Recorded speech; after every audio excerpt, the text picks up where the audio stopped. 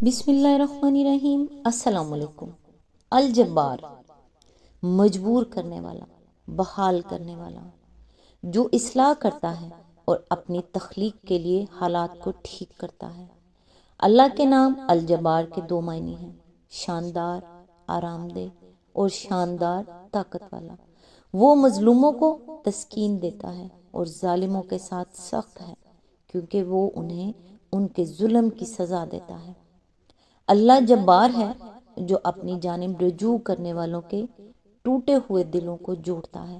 بس اپنی تمام مصیبتوں سے اس ذات کی پناہ مانگو، دوسروں کے دلوں کو جوڑو تاکہ اللہ جبار تمہارے ٹوٹے ہوئے دل کو جوڑے۔ اگر آپ کمزور محسوس کرتے ہیں اور سوچتے ہیں کہ آپ کچھ حاصل نہیں کر سکتے، تو آپ الجبار سے اپنی خامیوں کو دور کرنے اور اپنی طاقت کی دعا کریں۔ آج انشاءاللہ سورہ المدثر کی آیت نمبر 25 سے سٹارٹ کریں گے۔ اس کا ترجمہ اور تفسیر تفہیم القرآن سے بیان کروں گی، جو اہل سنت جماعت کے لیے ہے۔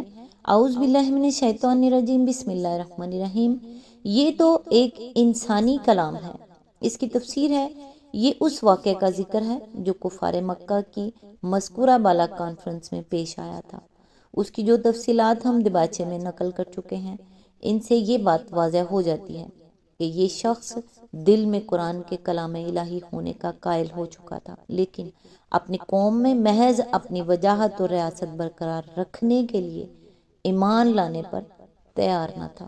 جب کفار کی اس کانفرنس میں پہلے اس نے خود ان تمام الزامات کو رد کر دیا جو قریش کے سردار رسول اللہ صلی اللہ علیہ وآلہ وسلم پر لگا رہے تھے، تو اسے مجبور کیا گیا کہ وہ خود کوئی ایسا الزام تراشے جسے عرب کے لوگوں میں پھیلا کر حضور صلی اللہ علیہ وآلہ وسلم کو بدنام کیا جا سکتا ہو۔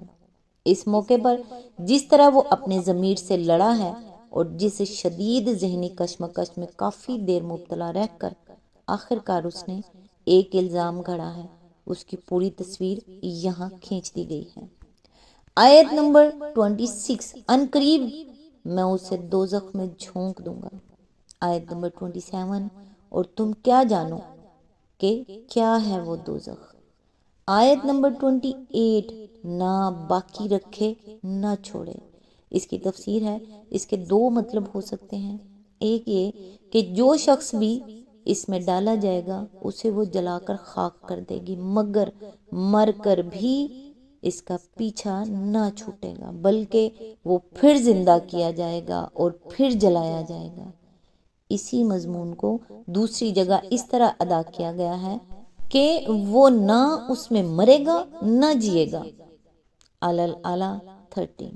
دوسرا مطلب یہ بھی ہو سکتا ہے کہ وہ عذاب کے مستحقین میں سے کسی کو باقی نہ رہنے دے گی جو اس کی گرفت میں آئے بغیر رہ جائے، اور جو بھی اس کی گرفت میں آئے گا اسے عذاب دیے بغیر نہ چھوڑے گی۔ آیت نمبر 29، کھال جھلس دینے والی۔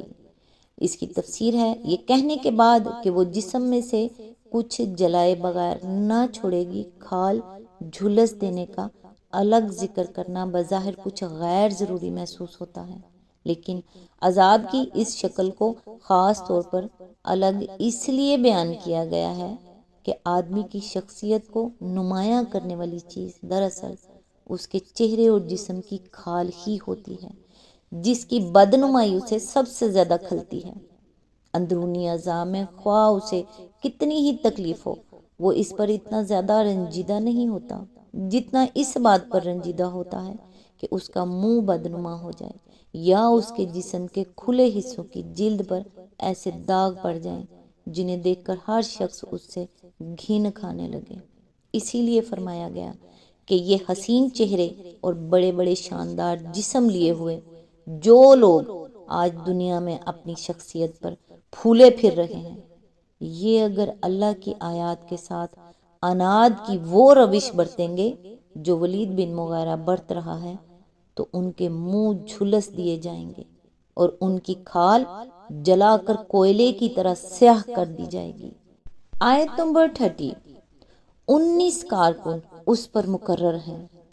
آیت نمبر 31، ہم نے دوزخ کے یہ کارکن فرشتے بنائے ہیں اور ان کی تعداد کو کافروں کے لیے فتنہ بنا دیا ہے تاکہ اہل کتاب کو یقین آ جائے اور ایمان لانے والوں کا ایمان بڑھے اور اہل کتاب اور مومنین کسی شک میں نہ رہیں اور دل کے بیمار اور کفار یہ کہیں کہ بھلا اللہ کا اس عجیب بات سے کیا مطلب ہو سکتا ہے۔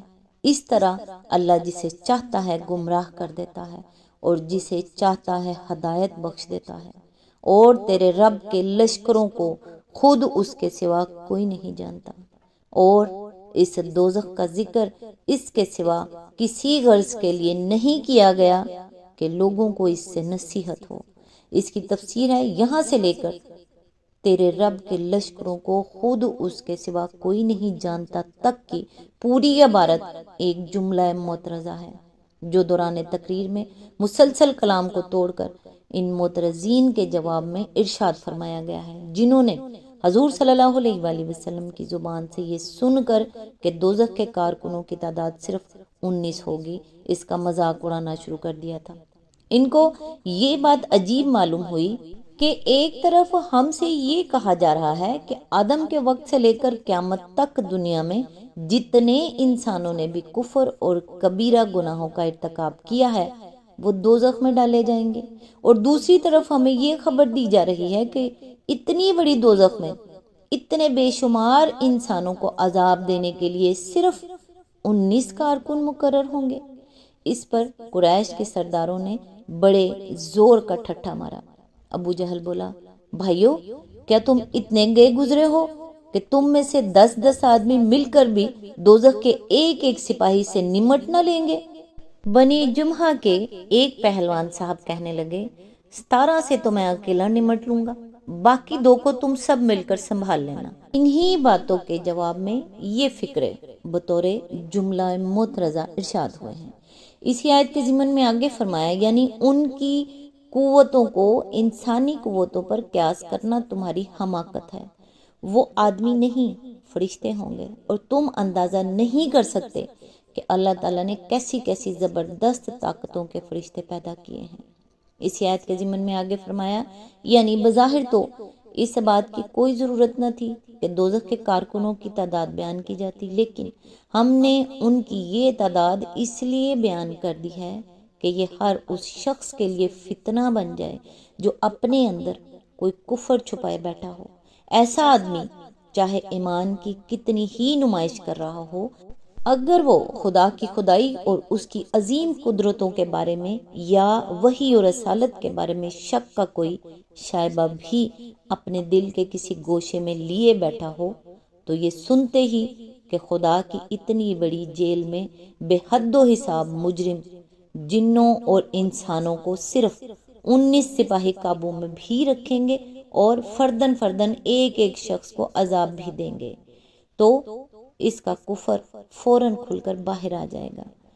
اسی آیت کے ضمن میں آگے فرمایا، بعض مفسرین نے اس کا یہ مطلب بیان کیا ہے کہ اہل کتاب یہود و نصارہ کہ ہاں چونکہ ان کی اپنی کتابوں میں بھی دوزخ کے فرشتوں کی یہی تعداد بیان کی گئی ہے، اس لیے یہ بات سن کر ان کو یقین آ جائے گا کہ یہ بات فی الواقعہ اللہ تعالیٰ ہی کی فرمائی ہوئی ہے۔ لیکن یہ تفسیر ہمارے نزدیک 2 وجوہ سے صحیح نہیں ہے۔ اول یہ کہ یہود و نصارہ کی جو مذہبی کتابیں دنیا میں پائی جاتی ہیں، ان میں تلاش کے باوجود ہمیں یہ بات کہیں نہیں ملی کہ دوزخ کے فرشتوں کی تعداد 19 ہے۔ دوسرے، قرآن مجید میں بکثرت باتیں ایسی ہیں جو اہل کتاب کے ہاں ان کی مذہبی کتابوں میں بھی بیان کی گئی ہیں، لیکن اس کے باوجود وہ اس کی یہ توجیہ کر دیتے ہیں کہ محمد صلی اللہ علیہ وآلہ وسلم نے یہ باتیں ان کتابوں سے نقل کر لی ہیں۔ ان وجوہ سے ہمارے نزدیک اس ارشاد کا صحیح مطلب یہ ہے کہ محمد صلی اللہ علیہ وآلہ وسلم کو اچھی طرح معلوم تھا کہ میری زبان سے دوزخ کے 19 فرشتوں کا ذکر سن کر میرا خوب مذاق اڑایا جائے گا، لیکن اس کے باوجود جو بات اللہ تعالیٰ کی طرف سے آنے والی وحی میں بیان ہوئی تھی اسے انہوں نے کسی خوف اور جھجک کے بغیر علل اعلان لوگوں کے سامنے پیش کر دیا، اور کسی کے مذاق و استہزاء کے ذرہ برابر پرواہ نہ کی۔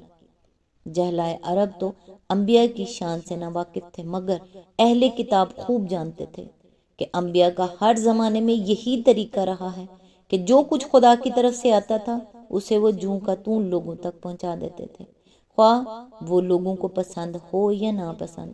اس بنا پر اہل کتاب سے یہ بات زیادہ متوقع تھی کہ رسول اللہ صلی اللہ علیہ وآلہ وسلم کے اس طرز عمل کو دیکھ کر انہیں یقین آ جائے کہ ایسے سخت مخالف ماحول میں ایسی بظاہر انتہائی عجیب بات کو کسی جھجک کے بغیر پیش کر دینا ایک نبی ہی کا کام ہو سکتا ہے۔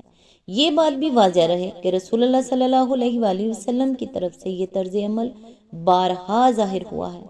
اس کی سب سے زیادہ نمایاں مثال معراج کا واقعہ ہے، جسے آپ صلی اللہ علیہ وآلہ وسلم نے کفار کے مجمع عام میں بلا تکلف بیان کر دیا اور اس بات کی ذرا برابر پرواہ نہ کی کہ اس حیرت انگیز قصے کو سن کر آپ کے مخالفین کیسی کیسی باتیں بنائیں گے۔